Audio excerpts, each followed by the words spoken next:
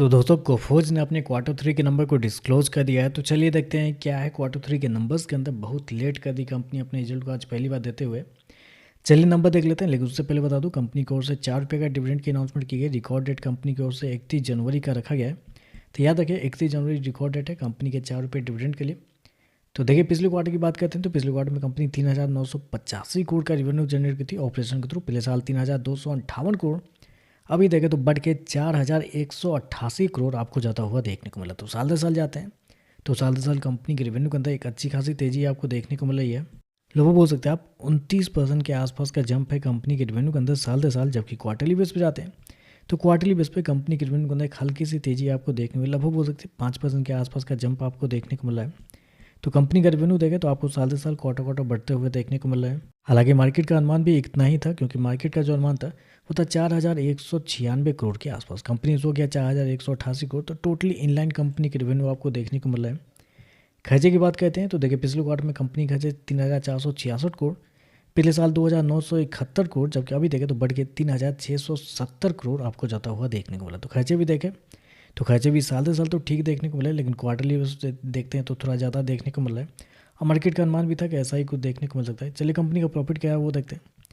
तो देखिए पिछले क्वार्टर की बात करते हैं तो पिछले क्वार्टर में कंपनी लगभग 425 करोड़ का प्रॉफिट में थी। पिछले साल 255 करोड़। अभी देखें तो कंपनी का प्रॉफिट 296 करोड़ आपको जाता हुआ देखने को मिला। तो यहाँ पे देखें तो कंपनी के प्रॉफिट के अंदर साल दर साल तो तेजी आपको देखने को मिल रही है। लगभग बोल सकते हैं आप 16% के आसपास का जंप है साल दर साल कंपनी के प्रॉफिट के अंदर। लेकिन वहीं अगर क्वार्टरली बेस पे जाते हैं तो क्वार्टरली बेस पे कंपनी के प्रॉफिट के अंदर गिरावट आपको देखने लगभग 30% के आसपास की गिरावट आपको देखने। तो क्वार्टरली बेस पे देखते हैं एक बड़ी गिरावट है कंपनी के प्रॉफिट के अंदर। जबकि साल दर साल जाते हैं तो तेजी आपको देखने को मिल रही है। अब गिरावट के पीछे का रीज़न है कंपनी के एक्सेप्शनल आइटम, क्योंकि एक्सेप्शनल आइटम में देखें तो कंपनी को 147 करोड़ का नुकसान हुआ है इस क्वार्टर में, जिसकी वजह से कंपनी के प्रॉफिट के अंदर एक भारी गिरावट आपको देखने को मिले। क्योंकि याद रखिएगा एक्सेप्शनल आइटम वही एक्सेप्शनल आइटम है जो हर एक आईटी कंपनी को इस क्वार्टर में लगता हुआ देखने को मिला लेबर कोड्स के थ्रू।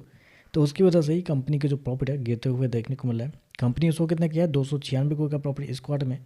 जबकि मार्केट का जो अनुमान था वो था 354 करोड़ के आसपास। तो यहाँ पे देखें तो बहुत ही कम आपको देखने को मिल रहा है। और ऐसे में अगर ऑपरेटिंग प्रॉफिट देखते हैं तो ऑपरेटिंग प्रॉफिट में भी थोड़ा सा आपको निगेटिव देखने को मिला है। क्योंकि ऑपरेशन लेवल पे जाते हैं तो पिछले क्वार्टर में 558 करोड़, अभी 531 करोड़ के आसपास। तो ऑपरेशन लेवल पे भी जाते हैं आप तो क्वार्टरली बेस पे कंपनी का प्रॉफिट गिरते हुए देखने को मिला है। तो थोड़े से निगेटिव आप कर सकते हैं। ऑपरेटिंग प्रॉफिट भी आपको देखने को मिला है, कंपनी का नेट प्रॉफिट भी थोड़ा सा निगेटिव आपको देखने को मिला है।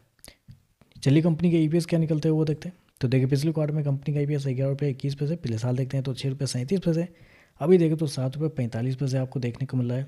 तो ओवरऑल देखा जाए तो नंबर थोड़े से एवरेज नंबर या थोड़े से निगेटिव ही कहना चाहेंगे। पॉजिटिव तो नहीं कह सकते हैं, क्योंकि रेवेन्यू इनलाइन आपको देखने को मिला है। ऑपरेटिंग प्रॉफिट क्वार्टरली बेस पर गिर रहा है, कंपनी के नेट प्रॉफिट तो गिर ही रहे हैं, वो छोड़ दीजिए। तो ऑपरेटिंग प्रॉफिट भी गिरना एक तरफ से निगेटिव आपको माना जाएगा। तो देखते हैं मार्केट इस पर कैसे रिएक्ट करता है। वीडियो पसंद आया तो लाइक कीजिएगा, साथ में साथ चैनल को सब्सक्राइब जो कीजिएगा। धन्यवाद।